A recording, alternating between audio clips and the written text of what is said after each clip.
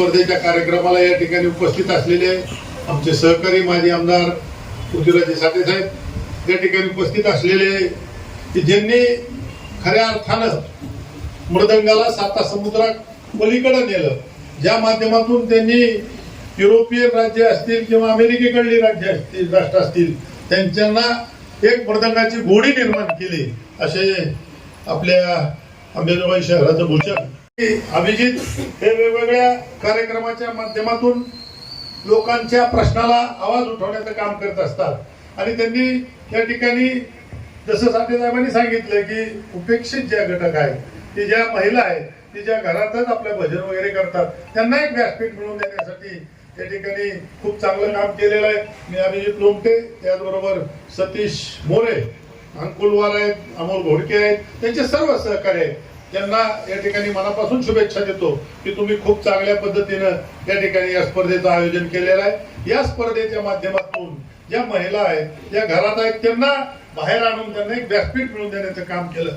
खऱ्या अर्थानं आपल्या जीवनामध्ये जर आपल्याला समाधान पाहिजे असेल तर आपण अध्यात्माकडे गेलं पाहिजे। आज आपलं जीवन खूप धावपळीत आहे, आपण पैशाच्या मागे धावतोय, पण जर तुम्हाला कुठेतरी मानसिक समाधान पाहिजे असेल तर अध्यात्माशिवाय त्याला पर्याय नाही, नामस्मरणाशिवाय त्याला पर्याय नाही।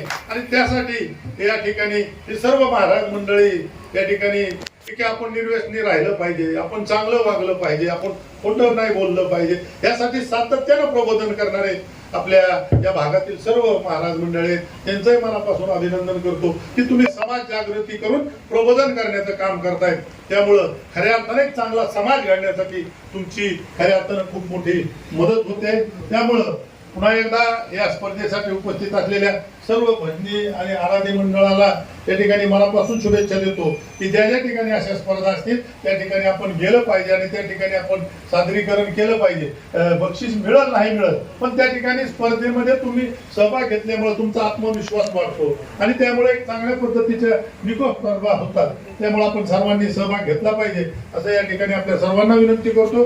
साठे साहेबांनी खूप महत्वाचा मुद्दा सांगितला की या ठिकाणी शासनाच्या वतीनं जे काही अनुदान कलावंतासाठी अध्यात्माच्या क्षेत्रामध्ये जे काम करतात त्यांच्यासाठी दिलं जातं, त्यासाठी मला वाटतं की बऱ्याच लोकांनी म्हणजे तुमच्यापैकी 90% लोकांनी त्याच्यात अर्ज दाखल केला नसेल। तुम्ही अर्ज दाखल करा, ज्या ज्या ठिकाणी अडचणी येतील त्या ठिकाणी साठे साहेब आहेत, मी आहेत, आम्ही सर्वजण तुमच्या पाठीशी गंभीरपणे उभं राहू। जे काही फुलाची पाकळी शासनाच्या वतीने मिळते त्याचा तुम्ही लाभ घ्यावा अशी या ठिकाणी आपल्या सर्वांना विनंती करतो। आम्हाला या स्पर्धेसाठी बोलावलं, या स्पर्धेमध्ये बोलण्याची संधी दिली त्याबद्दल संयोजकाचे आभार मानतो आणि पुन्हा एकदा आपल्या सगळ्यांना शुभेच्छा देऊन थांबतो। रामकृष्ण।